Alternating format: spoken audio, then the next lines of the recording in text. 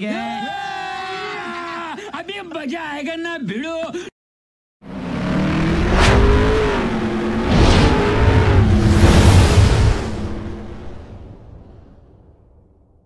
बघतोय तुला सांगतोय खरं, प्रेमाचा आभास होतोय मला, वाटते मला मी नोबिता आणि तू माझी शिजुका.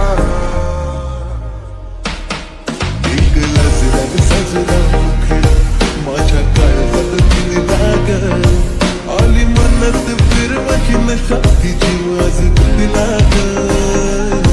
येरा झालो मी तो मुझे नादान, माझा पागलच नाही.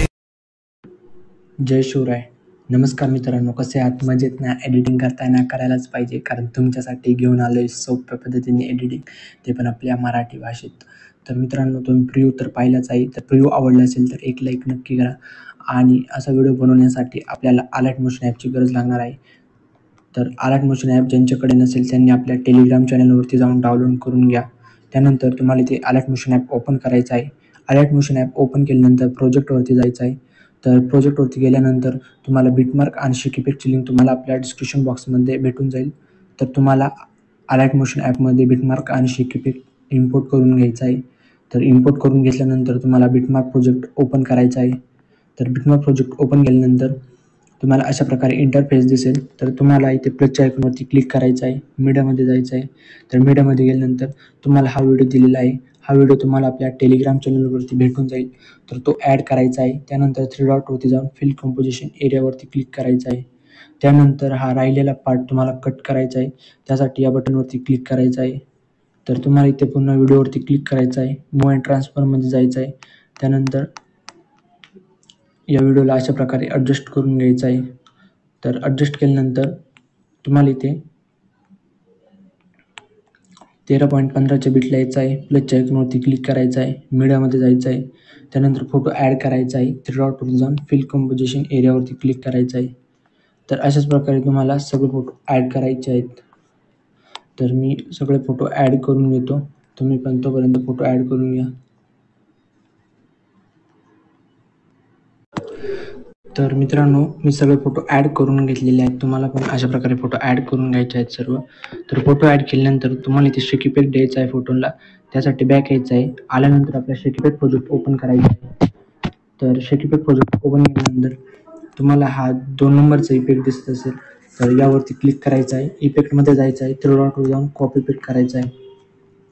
तर कॉपी पेस्ट केल्यानंतर बॅक यायचं आहे. आपला चालू बिटमार्क प्रोजेक्ट ओपन करायचा आहे.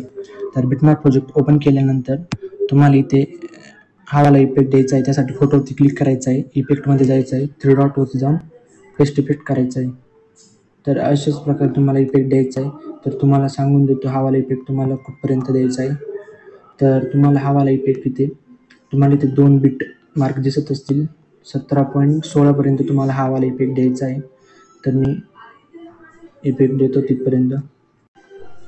तर 17.16पर्यंत मी इफेक्ट दिलेला आहे. त्यानंतर याच्या पुढचे जेवढे पण फोटो आहेत त्यांना इफेक्ट देण्यासाठी बॅक यायचं आहे. आपला शेक इफेक्ट प्रोजेक्ट ओपन करायचा आहे.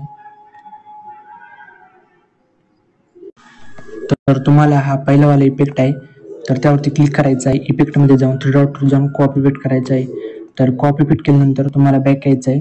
आपला चालू बिटमार्क प्रोजेक्ट ओपन करायचा आहे.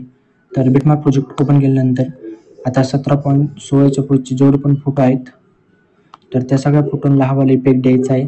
त्यासाठी ते फोटोवरती क्लिक करायचं आहे. इफेक्टमध्ये जाऊन 3 डॉटवर जाऊन पेस्ट इफेक्ट करायचं आहे. तर सगळ्या फोटोंना हा वाला इफेक्ट द्यायचा आहे. तर मी सगळ्या फोटोंना हा वाला इफेक्ट देतो. तर मित्रांनो, आपण सगळ्या फोटोंना इफेक्ट दिलेला आहे. त्यानंतर व्हिडिओ एक्सपोर्ट करायचा आहे. तर व्हिडिओ एक्सपोर्ट करण्यासाठी सेटिंगच्या पलीकडे ॲरोचा ऑप्शन दिसेल त्यावरती क्लिक करायचं आहे. त्यानंतर तुम्हाला जेवढी पण क्वालिटी पाहिजे तेवढी तुम्ही ठेवू शकता. त्यानंतर खाली एक्सपोर्टच्या बटनवरती क्लिक करायचं आहे.